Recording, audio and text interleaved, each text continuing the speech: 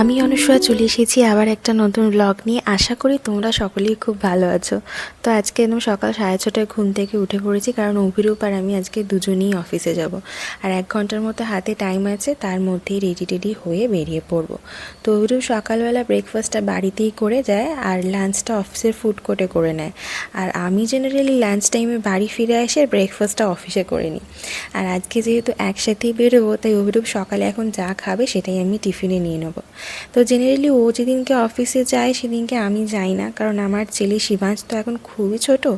তো ও মায়ের কাছে থাকে, কিন্তু তাও ওকে একা সামলানো না খুবই ডিফিকাল্ট হয়ে যায় কারোর পক্ষে। তো যদি এরকম কোনো দিন হয় যে আমাদের দুজনকেই একসাথে অফিস যেতে হচ্ছে, তাহলে আমি চেষ্টা করি তাড়াতাড়ি বাড়ি ফিরে যাওয়ার।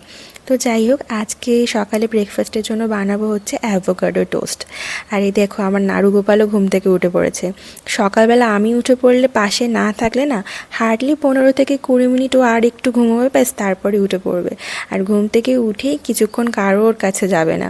তো যাই হোক, আজকে আমার অনেক তাড়া ছিল, তাই ওকে সাথে নিয়ে আমি খানিকক্ষণ রান্না করলাম, তারপরে একটুখানি ভুলিয়ে ভালিয়ে মায়ের কাছে দিয়ে এসেছি।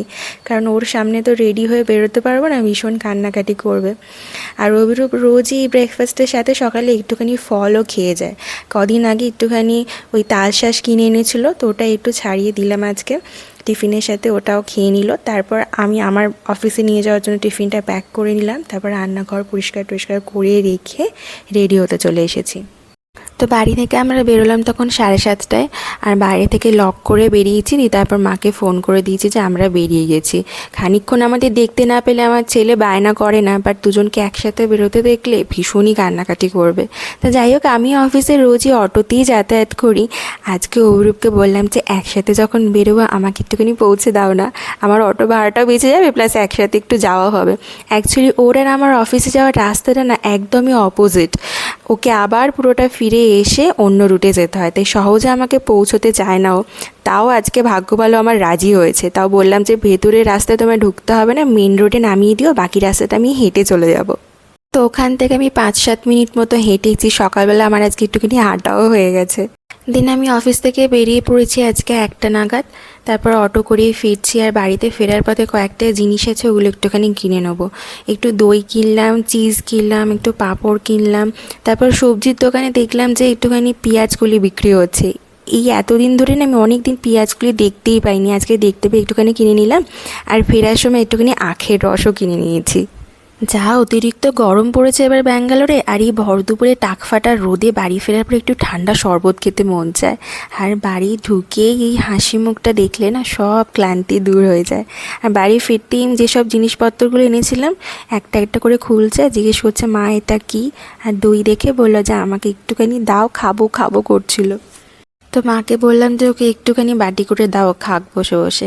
তোর ভাত খাওয়া হয়ে গেছে অলরেডি, এতক্ষণ আমার জন্য ওয়েট করছিল। আমি আসার পর আমার কাছে এসে ঘুমিয়ে পড়লো। তোকে ঘুমটুম পাড়িয়ে রেখে তারপর আমি গেলাম ফ্রেশ হতে।